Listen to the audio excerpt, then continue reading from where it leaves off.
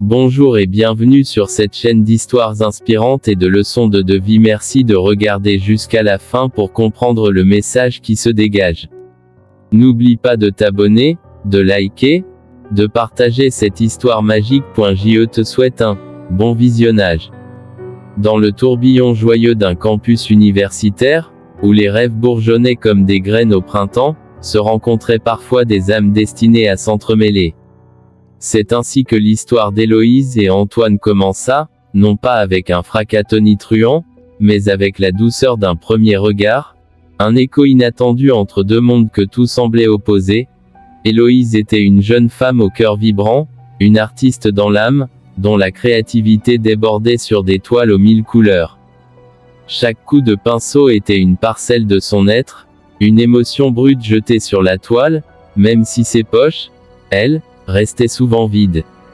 Elle affichait ses œuvres avec une fierté mêlée de timidité lors d'une exposition étudiante, espérant que quelqu'un, quelque part, verrait au-delà des pigments la passion qui l'animait. Ce quelqu'un fut Antoine, un esprit pragmatique et structuré, plongé dans les équations complexes de l'ingénierie, rêvant de bâtir des ponts, au sens propre, reliant les rives, mais aussi au sens figuré, créant des passerelles vers un avenir meilleur. Il était venu par curiosité, attiré par la rumeur d'une exposition atypique. Leur rencontre fut un tableau en soi, l'artiste aux longs cheveux ondulés, le regard pétillant, face à l'ingénieur aux lunettes sages, l'air pensif. Héloïse pointa du doigt l'une de ses toiles, expliquant la ferveur derrière ses couleurs. Antoine, d'abord circonspect, fut touché par une sensibilité qu'il ne s'attendait pas à trouver.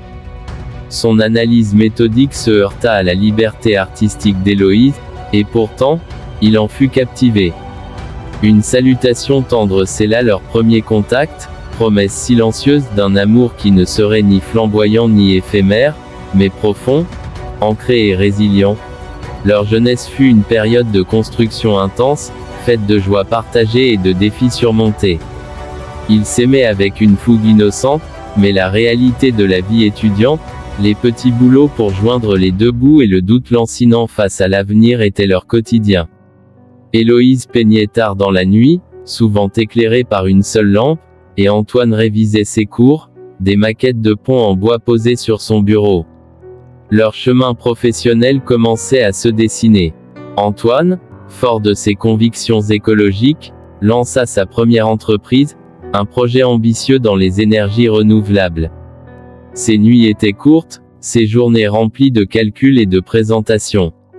Héloïse, loin de le distraire, devint son roc, sa muse et sa plus grande alliée. Son sens artistique inné se transforma en une ressource inestimable, elle dessina le logo audacieux de l'entreprise, imagina son image de marque, et créa des présentations si percutantes qu'elles captivant les investisseurs les plus sceptiques. Mais le chemin du succès n'est jamais linéaire. Quand l'entreprise d'Antoine traversa des moments difficiles, quand le doute le rongeait et que l'envie d'abandonner le submergeait, c'est l'optimisme inébranlable d'Héloïse, son amour sans faille, qui l'empêcha de plier.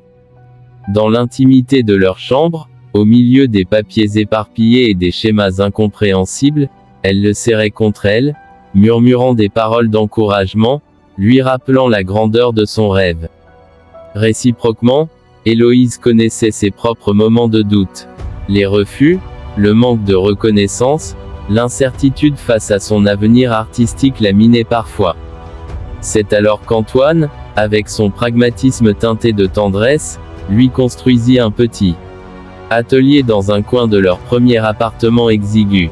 Un simple chevalet, quelques étagères, mais un message clair, son travail était essentiel, sa passion, vitale. Leur réussite n'était pas le fruit d'exploits individuels, mais la somme de leurs forces, la symbiose de leurs talents. Sur leur balcon, face à la ville qui s'étendait à leurs pieds, ils trinquaient souvent, se remémorant le chemin parcouru, les galères et les victoires, avec la douce certitude d'avoir tout bâti ensemble. Les années passèrent, emportant avec elles les incertitudes de la jeunesse et apportant la douce maturité. L'entreprise d'Antoine prospéra, devenant une référence dans le domaine des énergies renouvelables. L'art d'Eloï, enfin, trouva son public, ses toiles exposées et vendues. Ils purent s'établir et bâtir le foyer dont ils avaient toujours rêvé, une maison pleine de vie où les murs vibraient des couleurs des toiles d'Eloï. Leur union fut célébrée, entourés de leurs familles respectives, témoins de l'amour profond qui les liait. 3 enfants vinrent illuminer leur existence, chacun apportant sa propre lumière. Léa, l'aînée, sensible et réfléchie, dotée de l'acuité d'observation de sa mère. Hugo, le joyeux aventurier, l'esprit vif de son père. Et le petit dernier, Malo, rêveur et attachant, dont la mélodie intérieure promettait déjà de belles envolées. La gestion d'une entreprise florissante et d'une carrière artistique exigeante n'était pas une mince affaire avec 3 jeunes vies à élever. Mais Héloïse et Antoine avaient établi une règle d'or, inaltérable: le temps passé ensemble est sacré. Les dîners se déroulaient sans écran, un rituel joyeux où les rires et les conversations remplaçaient le silence numérique. Les week-ends étaient consacrés aux aventures familiales, que ce soit une excursion en forêt, une promenade dans les rues animées d'une ville historique ou une journée à la plage. Chaque soir, peu importe la fatigue accumulée, ils prenaient le temps de parler et de se réconforter, renforçant leurs liens et offrant à leurs enfants un modèle de complicité. Ils apprirent à Léa, Hugo et Malo l'importance de l'entraide, de la passion et de la persévérance, chacun d'eux trouvant sa propre voie, inspirés par l'équilibre et l'amour de leurs parents. Aujourd'hui, Héloïse et Antoine ont les cheveux blancs et les rides rieurs, marque d'une vie pleine et riche. Ils se promènent main dans la main dans le jardin de la grande maison qu'ils ont bâtie ensemble, une demeure où chaque recoin raconte leur histoire, les murs tapissés des œuvres d'Héloïse.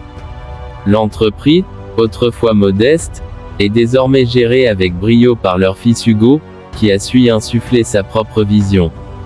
Léa a ouvert sa propre galerie d'art, un espace élégant où Héloïse expose encore de temps en temps, fière de voir sa fille suivre ses traces. Quant à Malo, son âme rêveuse a trouvé sa voie dans la musique, faisant de lui un musicien reconnu, dont les mélodies touchent les cœurs. Souvent, au crépuscule, il s'assoit sur le porche, regardant leurs petits-enfants courir, rire et jouer dans le jardin.